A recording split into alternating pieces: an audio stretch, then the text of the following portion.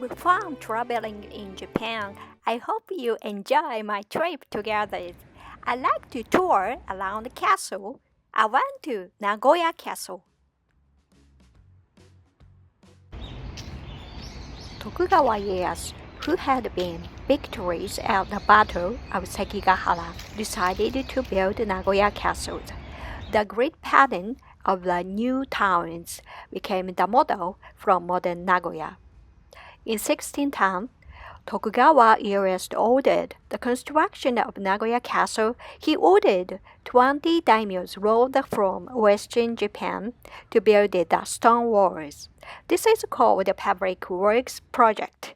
Build the castle towers and main castle tower, and the castle was mostly finished by 1615. Male and female golden shachihokus along the roof ridge of the Daitenshus main towers, standing 8.5 feet, 2.6 meter height, and weight over 2,646 pounds, 1,200 kilograms. These dolphin tiger ornaments are covered in 18 karat gold. Japanese castles are rich in stories of intrigue that sacrifice and betrayal. They stand as majestic monuments to the samurai who once ruled Japan. The rarest clash of samurai in Japanese history at the Battle of Sekigahara in 16,000. Fighting between the two major powers, the Toyotomi and Tokugawa, was to decide the fate of Japan for the next 268 years. Tokugawa declared victory, says the 268-year rule of Japan by the Tokugawa Edo era 19th century.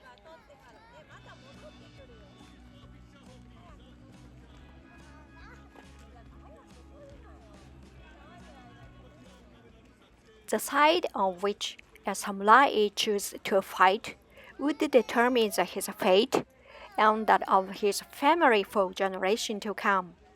The stakes were high and loyalties run deep. To fight on the losest side means loss of territory, loss of one's master, and the life of the wandering that a masterless samurai called Ronin. Victory could have gone either ways. It was finally determined by the betrayal of a Toyotomi royalist general who defected to the Tokugawa side in the midst of the battle.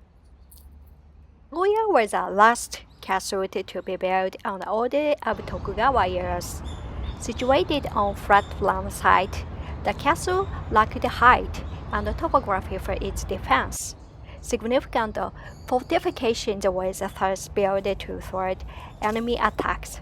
The skilled castle engineer Kato Kiyomasa was responsible for the stone wall constructions. Specialized techniques were used to prevent the wall swellings and collapsings.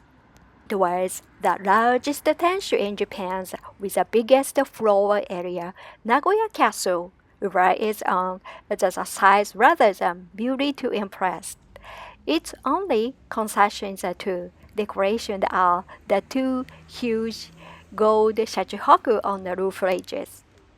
The tenshus and homarigotens were destroyed in air raid in 1945, later rebuilt and concreted in 1959.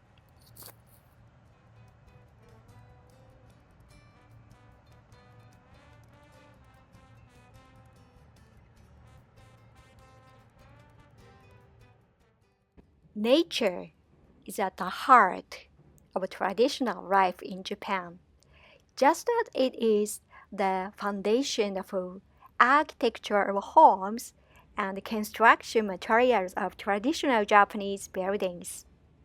Having developing within an environment that at times is very harsh yet provides an abundance of materials suitable for construction.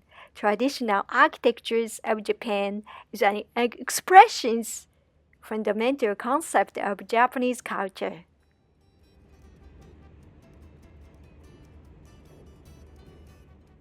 Traditional Japanese culture is built on a strong respect and reverence for nature.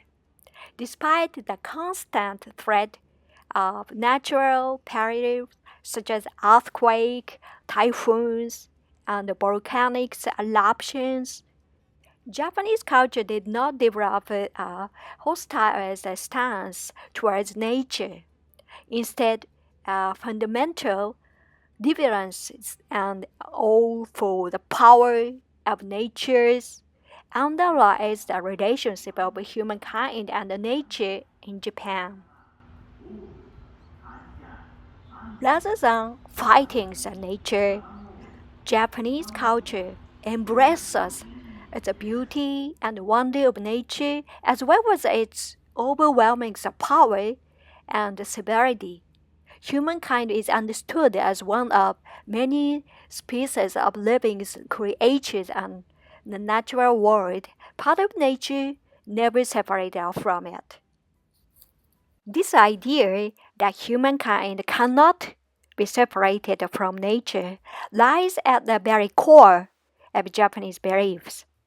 Traditional life in Japan developed in concert with the seasons, but also included the daily acknowledgement of power and bounty of nature. In addition to the plantings and harvestings of crops and the development of cultural festivals and rituals associated with those all important activities, respect for nature in Japan is an essential part of everyday life, starting with simple morning offerings to the local Shinto deities.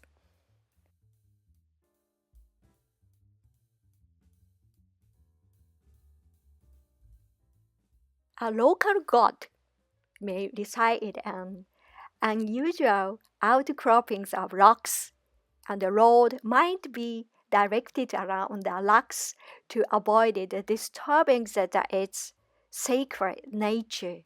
At the same time, communal deities like those of the sun, wind, agriculture, deities, and inhabit nationally revered the place like Mount Fuji have a variant importance in traditional life.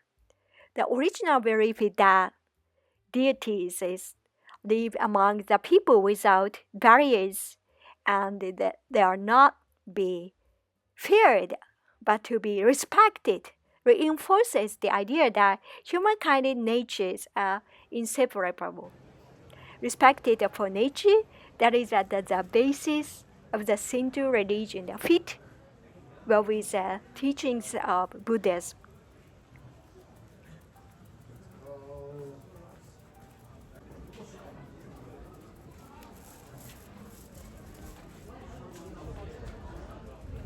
When Buddhist thought was brought to Japan in the 16th century, it was introduced in a way that would allow it to be compatible with the long existing Shinto beliefs.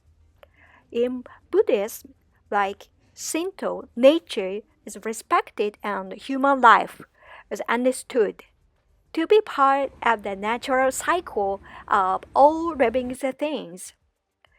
Let us destroy all such artificial barriers we put between the nature ourselves, for it is only when they are removed that we see into the living heart, nature and live with it, which is a real meaning of love.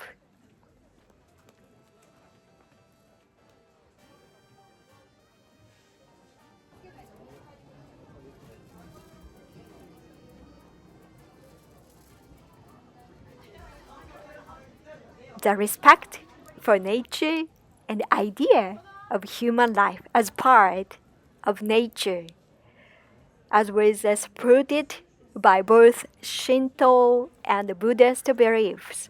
It's reflected on the ways traditional buildings are sited and constructed and understandings of the life cycle of the buildings. Early buildings are responded to the need to keep out the cold winter wind and provided ventilations for the hot summer month and constructed buildings with those conditions in mind.